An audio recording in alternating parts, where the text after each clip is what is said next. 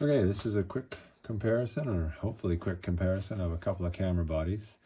You can look up the pictures and stats online, but I just wanted to showcase a couple things because I'm trying to make a decision here, and I thought I'd go through some of the issues that I've been encountering.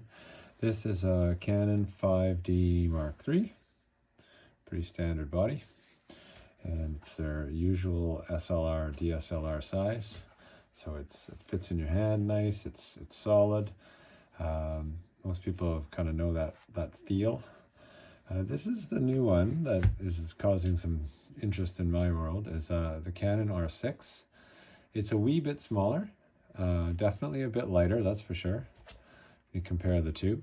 Very similar layout ergonomically. And then this might be where your brain is in terms of what a mirrorless is. This is an M5. It's a beautiful little camera. I love everything about it. It's all the features in the right spot, but it's also an APS-C camera, so it has a crop factor, and the lens selection's a little reduced, even if you use the adapter. So, but it's still a fantastic camera, and I just wanted to sort of showcase the sizes. So let's start with these two. I'll move the M5 out of the way, so you can kind of see. We'll stack them like this. So from a top-down perspective, the shadow's a little bit in the way. You can see there's a little bit of a savings here. Okay, so there's about a finger width savings. Again, you can look all this up online and get much fancier photos, but sometimes just actually physically seeing it in front, side by side. Where you notice a little bit of height savings is right here, is the top. So it's not quite as top. It's not quite as high. Let's see if I can pick it up without sticking my finger into the mirror. And that's really where you start to see a bit of a height difference and a little bit of a savings. Not so much width-wise, definitely not so much thickness-wise.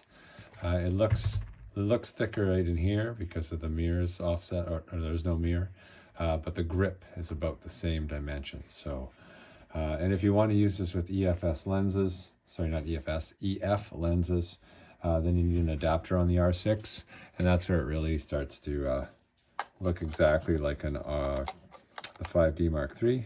So by the time you put that on there, it's pretty much exactly the same thing. So if you're not going to be using RF lenses on the R6, it's almost the exact same size as a 5D Mark III.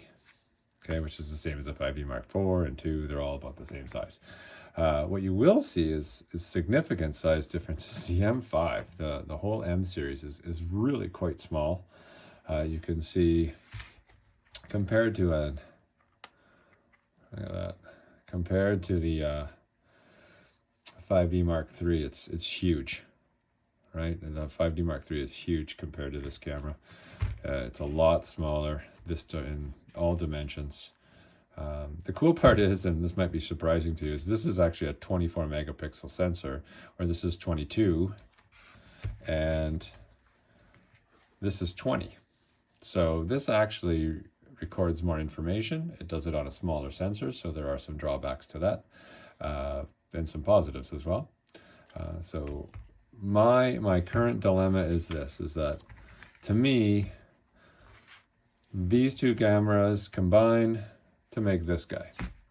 And it's largely, some of the mirrorless functions are really nice. There's some focus peaking. There's some face tracking. This does face tracking. It's not bad. I'm going to push it and test it a bit more. But this is definitely the leader. It's really fast. It's got a really nice eye tracking for both humans and animals. It's pretty slick. So I just wanted to show sort of what these look like. Again, if you want to use EF lenses though on this, you need an adapter. So just so that we're being fair and equal on all of these, we'll put the adapter on. And you can see that starts to bulk back up again. Starts to get a little bit wider. Not as huge, but enough. So they're all about the same, or very close in terms of their depth. This direction, they're starting to be very similar if you want to use EF lenses. They're definitely, this is by far the smallest It's a wonderful little camera. I just have really big hands, so like for me, one finger off isn't bad, but I'm closing in on 2 fingers off, which is tricky. What is cool though is you can do live, or you can look through the viewfinder, and you can focus with your thumb, and that's kind of a neat feature. So you can actually track with your thumb and move the focus point with that. You can also do that with this one, the R6.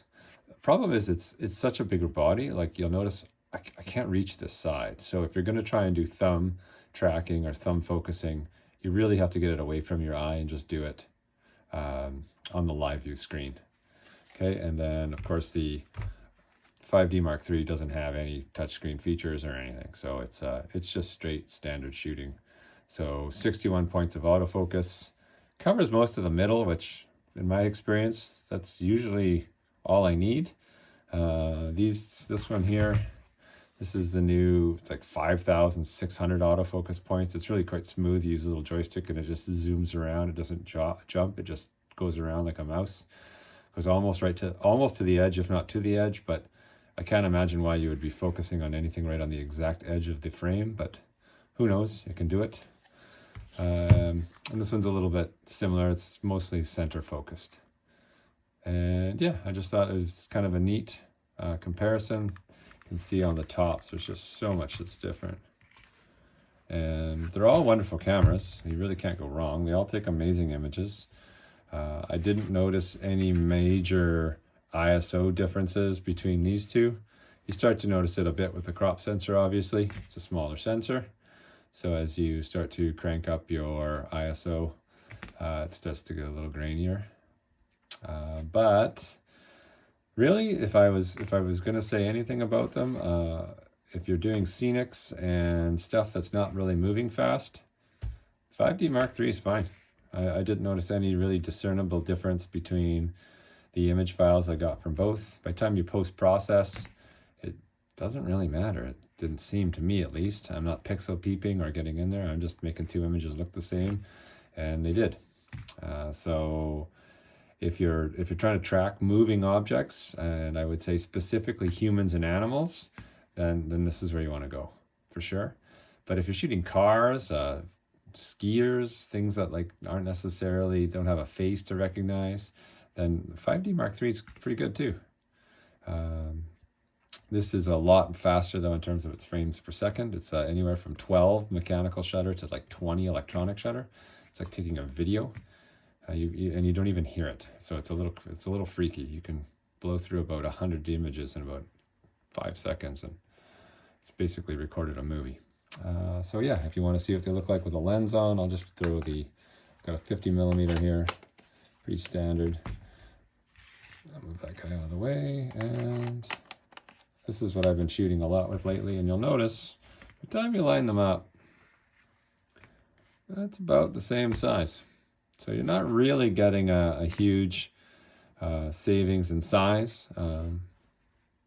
Maybe a little bit in weight, but I highly doubt you'd notice it. Where you may notice it is when you put the big L series glass on there. You might notice that it doesn't counterbalance as well. For those people who shoot with the longer white lenses and things, there's a sort of give and take balance effect where having that weight out front is kind of nice to have more weight at the back. It helps stabilize things. But that was my review, or not even a review, just an investigation, still trying them out. Both fantastic cameras. Really comes down to good technique. If you have good technique, you can get amazing results with all of these. And then just a slight edge, I think, not slight, but a significant edge if you're into moving objects like children in particular, or birds or animals. The autofocus tracking, the face tracking on this one is quite amazing. And I'm going to try this guy a little bit more on face tracking. It's good, but not quite as good as this guy. Anyways, that's a quick look at the 5D Mark III, R6, and M5.